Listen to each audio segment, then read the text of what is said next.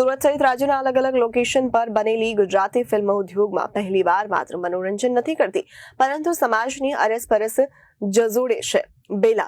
બેલા film એક સામાન્ય મહિલાની અસાધારણ બહાદુરીની કહાની છે, જે પાવર, શોષણ, રાજકીય દબાણ સામે ઊભી રહીને ન્યાય માટે લડે છે. આ ફિલ્મ 30મી મેના રોજ રિલીઝ થવા જઈ રહી છે.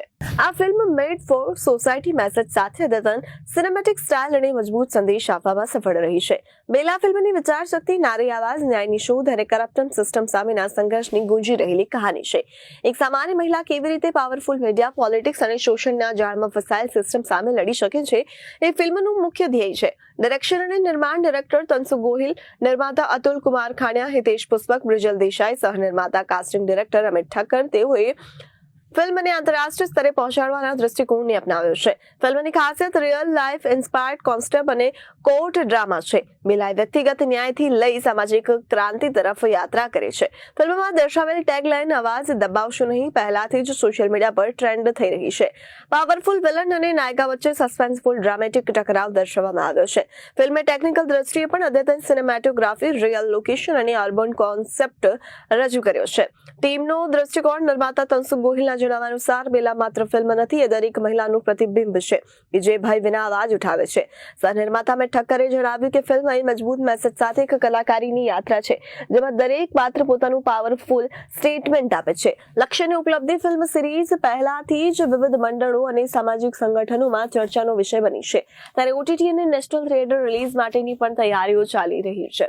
ફિલ્મના ટ્રેલર અને ટીઝર પહેલા જ સોશિયલ મીડિયા પર વાયરલ થવા લાગ્યા છે. બેલા માત્ર એક ફિલ્મ નહીં, એક જાગૃતિ છે, જે દરેકના મનમાં ન્યાય અને સ્ત્રી સશક્તિકરણ અંગેનો નવો વિચાર મૂકશે. આ ફિલ્મ ગુજરાતી સિનેમામાં એક ऐतिहासिक टर्निंग पॉइंट साबित થવાની શક્તિ ધરાવે છે.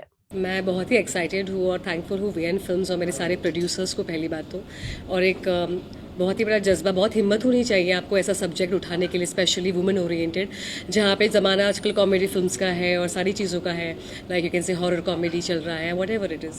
लेकिन ऐसा सब्जेक्ट उठाना एक प्रोड्यूसर के लिए भी चैलेंजिंग चीज़ होती है, एक एक्टर के लिए भी होता है, और मैं खुशनसीब समझूंगी खुद को कि मैंने बेला का किरदार निभाया, बिकॉज ये एक फीमेल ओरिएंटेड है, उसकी कहानी पर है, उसकी जस्टिस के लिए है, जो हर दूसरे घर में हर औरत सफ़र करती है.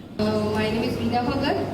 આ પિક્ચરમાં મેં રિયલમાં એડવોકેટ છું જ અને એડવોકેટનો બી રોલ કર્યો છે, એટલે પિક્ચર અમિતભાઈ બહુ સારું લાગ્યા છે. અમે તો રોજ આપણે જોઈએ છે ન્યૂઝપેપરમાં, સવારે વાંચીએ છીએ રેપ થયું, કિડનેપ થયું, પોક્સો એક્ટ પણ 18 વર્ષના નીચેના બચ્ચાને લાગે છે, પણ અમે તો આટલું જ કહેવા માંગીએ છીએ. અને આ ફિલ્મમાં બી એવું બતાવ્યું છે કે આપણે ડરવું નહીં જોઈએ, જેમ બેલા જ્વાલામુખીની જેમ ફૂટી છે, ફાયર, સી ધ ફાયર. સો હું છું નિર્મિત ઠક્કર, આપનો ગુજરાતી અભિનેતા. શું કહેશો આ બેલા ફિલ્મમાં કઈ રીતનો કિરદાર છે અને શું લાગે છે અલગ? એમ તો મેં ઘણા બધા ગુજરાતી પિક્ચરો અને અર્બન ફિલ્મો કરી છે. આ ગુજરાતી પિક્ચરની અંદર એક એવા રિપોર્ટરનો રોલ છે. એમ તો ખ્યાલ છે કે media is a real power. સમાજના માટે એક મીડિયા એક રિયલ પાવર છે, અને આ મૂવીનો કોન્સેપ્ટ થોડોક યુનિક છે. જેમ કે કીધું કે વુમન ઓરિએન્ટેડ ફિલ્મ છે, તો પિક્ચરની અંદર પિક્ચર બને છે, જેનો પર્દાફાશ કરનારા માટે મીડિયા એક માધ્યમ બને છે. Report Janadesh news.